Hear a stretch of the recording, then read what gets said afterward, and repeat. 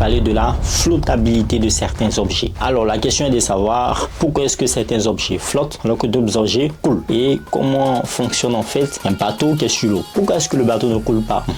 Toutes ces réponses sur la chaîne Science et Culture TV. La flottabilité des objets dans l'eau est principalement déterminée par la loi d'Archimède, lui celui qui a créé Eureka, qui repose sur les principes de la physique des fluides. Voici une explication. On va maintenant expliquer tout cela de manière précise. C'est quoi le principe d'Archimède? Alors on va voir ça. Ce principe stipule que tout objet immergé dans un fluide comme l'eau suit une force de poussée vers le haut égale au poids du fluide déplacé par cet objet. Cette force de poussée s'oppose à la force de gravité qui tire l'objet vers le bas. Voilà, quand vous rentrez dans l'eau par exemple, naturellement il y a une force qui vous pousse vers le haut. C'est ça la poussée d'Archimède. Oui, ça s'oppose à la gravité qui nous pousse vers le bas. Flottabilité et densité. C'est quoi tout ça? La flottabilité dépend de la densité de l'objet par rapport à la densité du fluide. La densité est la quantité de masse par unité de volume. Si la densité de l'objet est inférieure à celle de l'eau, il flottera. Si la densité de l'objet est supérieure à celle de l'eau, il coulera. C'est comme une pierre. Sa densité est plus élevée que celle de l'eau. Donc quand on met une pierre dans l'eau, elle coule. Objet flottant. Les objets flottent lorsqu'ils sont moins denses que l'eau. Cela signifie que le poids de l'eau qu'ils déplacent en raison de leur volume immergé est suffisamment important pour contrebalancer leur propre poids. Les bateaux sont conçus pour avoir une densité globale plus faible que celle de l'eau, ce qui les maintient à la surface de l'eau. Bon, on a une explication maintenant pourquoi est-ce que les bateaux flottent sur l'eau. C'est très bien. On continue. Les objets qui coulent, on va parler maintenant des objets qui coulent. Les objets coulent lorsqu'ils sont plus denses que l'eau. Dans ce cas, la force de gravité est plus grande que celle de la poussée d'Archimède et l'objet descend dans l'eau. On va parler maintenant en ce qui concerne les navires. Qu'est-ce qu'on peut dire? Les navires sont construits de manière à avoir une structure creuse qui augmente le volume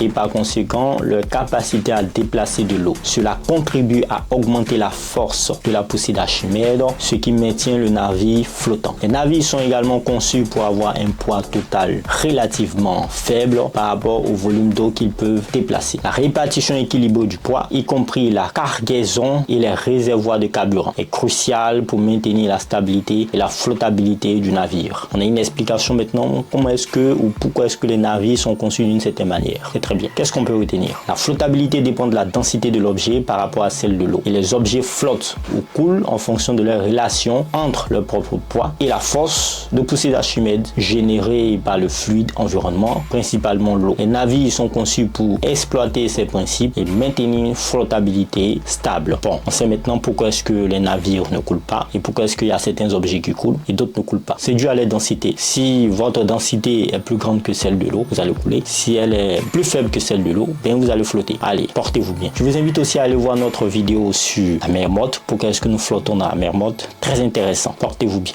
Au revoir.